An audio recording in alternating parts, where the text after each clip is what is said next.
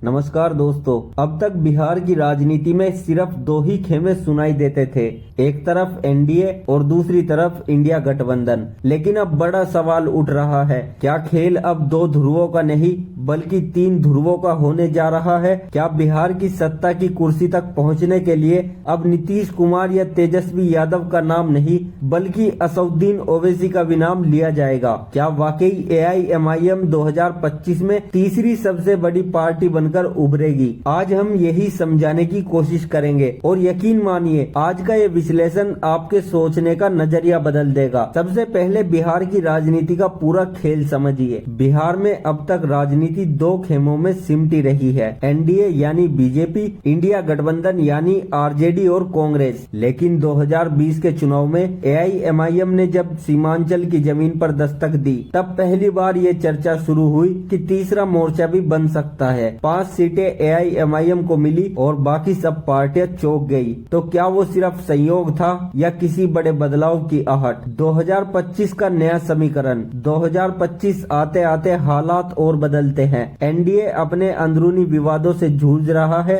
India गठबंधन का चेहरा अब भी धुंधला है और इसी सियासी धुंध में ओवैसी ने अपनी राजनीति का तीर चलाया है। एआईएमआईएम का पूरा फोकस इस बार मुस्लिम वोट बैंक ही नहीं बल्कि दलित मुस्लिम गठजोड़ पर है। और अगर ये समीकरण जम गया तो बिहार का पूरा चुनावी नक्शा बदल सकता है। तीसरी ताकत का उदय। तीसरी ताकत का विचार बिहार में नया नहीं है। कभी कर्पूरी ठाकुर, कभी नीतीश कुमार भी तीसरे मोर्चे में नायक बने, लेकिन आज का तीसरा मोर्चा अलग है। आज का तीसरा मोर्चा सिर्फ जातीय गणित से नहीं बल्कि हथियार पर खड़े समाज की आवाज से निकल रहा है। एआईएमआईएम उसी अनसुनी आवाज को माइक्रोफोन दे रहा है। सोचिए, वो वोटर जो हमेशा किसी गठबंधन की झोली में डाल दिए जाते थे अब कहते हैं हमें अपनी पार्टी अलग बनानी है, हमें अपनी पार्टी चाहिए, हमें अपनी अलग पहचान चाहिए। ओवैसी की रणनीति। नया एंगल। 2020 में ओवैसी ने सीमांचल को टारगेट किया था, लेकिन 2025 में एआईएमआईएम की रणनीति और बड़ी हो चुकी है। इस बार पटना, दया, दरभंग तक पहुंचने की कोशिश है।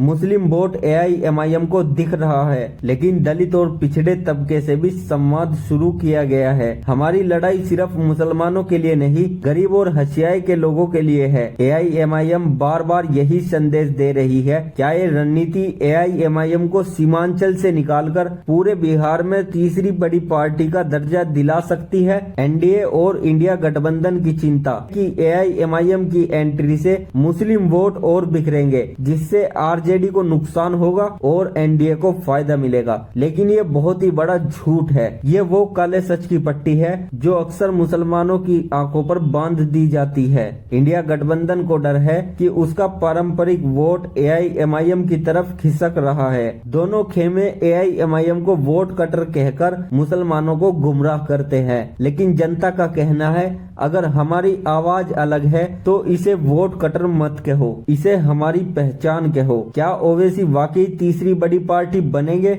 अभी बिहार विधानसभा में आरजेडी और बीजेपी सबसे बड़ी पार्टियां हैं। तीसरी पार्टी की जगह जेडीयू, कांग्रेस जैसी पुरानी पार्टियां लेती रही हैं, लेकिन एआईएमआईएम इस बार जगह लेने का दावा कर रही है। अगर एआईएमआईएम 20 से 25 सीटें भी जीत लेती है तो बिना ओवैसी के किसी की भी सरकार नहीं बन सकती। और यही एआईएमआईएम का गेम प्लान है। यानी सवाल ये नहीं कि ओवैसी मुख्यमंत्री बनेंगे या नहीं, सवाल ये है कि क्या बिहार का अगला मुख्यमंत्री ओवैसी की मेहरबानी से तय होगा। सीमांचल की गलियों में एआईएमआईएम की रैलियां भीड़ खींच रही है। दलित मुस्लिम युवाओं में एआईएमआईएम का जोश दिख रहा है, लेकिन दूसरी तरफ आलोचक कहते हैं ओवैसी सिर्फ सीमांचल तक सीमित रहेंगे। तो क्या ये सीमांचल से बाहर निकल पाएंगे? यही बड़ा सवाल है। तो बिहार 2025 का चुनाव सिर्फ एनडीए और इंडिया गठबंधन की लड़ाई नहीं, ये चुनाव एक नई ताकत के उदय की कहानी भी हो सकता है। शायद इतिहास लिखे कि 2025 वो साल था जब बिहार की राजनीति में तीसरी बड़ी पार्टी,